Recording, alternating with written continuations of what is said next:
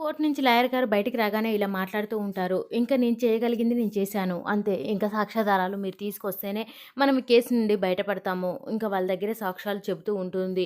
ఇంక తనని కొట్టాడు అని చెప్పగానే ఇక్కడ కళ్యాణ్ కూడా తనని కొట్టానని ఒప్పుకున్నాడు. కాబట్టి వాళ్ళ దగ్గర సాక్ష్యం కనబడింది. మనం కూడా సాక్ష్యం తీసుకొస్తేనే ఈ కోర్ట్‌లో ఏమైనా గెలవగలుగుతాము అని చెప్పేసి చెప్తూ ఉంటాడు తన వైపు వాదిస్తున్న లాయరు. అప్పుడు కళ్యాణ్ వాళ్ళ అమ్మ ఉండి, "అయ్యో! భర్త భార్యతో ఎలా ఉన్నాడు అనే దానికి సాక్ష్యాధారాలు ఎలా తీసుకొస్తామండి? రోజు తనతో ఎలా చూసుకున్నాడనేది ఏమైనా మనం వీడియోలు తీసుకుంటామా అని చెప్పేసి అంటూ ఉంటుంది.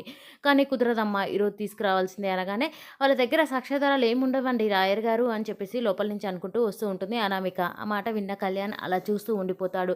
ఇంకా వాళ్ళు ఎందుకంటే తప్పు చేశారు కదా! వాళ్ళ దగ్గర సాక్ష్యాధారాలు ఏముంటాయి అని చెప్పేసి మాట్లాడుతూ ఉంటుంది. అవును కదా అత్తయ్య అని చెప్పేసి అనగానే, "నువ్వు అత్తయ్య అనే అర్హత కోల్పోయావు. నన్ను ఇంకొకసారి అత్తయ్య అని పిలవకు. నిన్ను ఎలా చూసుకున్నానో అసలు కోడలిగా కాదు కన్న కూతురులా చూసుకున్నాను. కానీ ఇలా మోసం చేసి నా కొడుకుని ఇన్ని బాధలు పెడతావని అనుకోలేదు. ఇన్ని గొడవలు చేస్తావని అస్సలు ఊహించలేదు నేను" అని చెప్పేసి ఇంక బాగా తిడుతూ ఉంటుంది ధాన్యలక్ష్మి.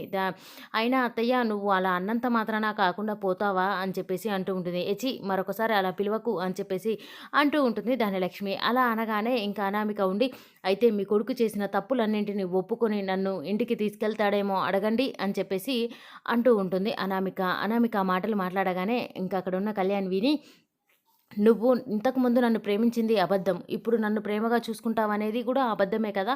ఇంకా అలా ఇంకొకసారి మోసపోవాలనుకోవట్లేదు నేను" అని చెప్పేసి అంటూ ఉంటాడు కళ్యాణ్. కళ్యాణ్ ఆ మాట అనగానే, "అయితే నువ్వు అలా వినవులే. రేపు కోర్ట్‌లోనే చూసుకుందాం" అని చెప్పేసి అంటూ ఉంటుంది అనామిక. ఇంకా దానికి కళ్యాణ్ కూడా ఏం మాట్లాడకుండా సైలెంట్‌గా అలా చూస్తూ ఉండిపోతాడు. ఎందుకంటే కళ్యాణ్‌కేమో సాక్ష్యాలు కావాలి. అనామికేమో దొంగ సాక్ష్యాలతో తను గట్టెక్కాలని చూస్తూ ఉంటుంది.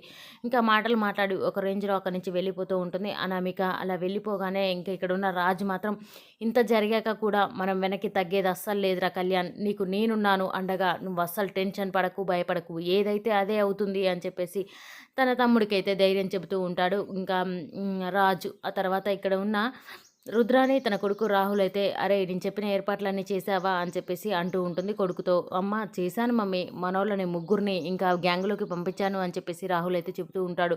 అసలు ఏం ప్లాన్ వేసింది రుద్రాని అనేది నెక్స్ట్ సీన్‌లో చూద్దాం. ఈ వీడియో గనుక మీకు నచ్చినట్లయితే please do subscribe. Thank you for watching friends.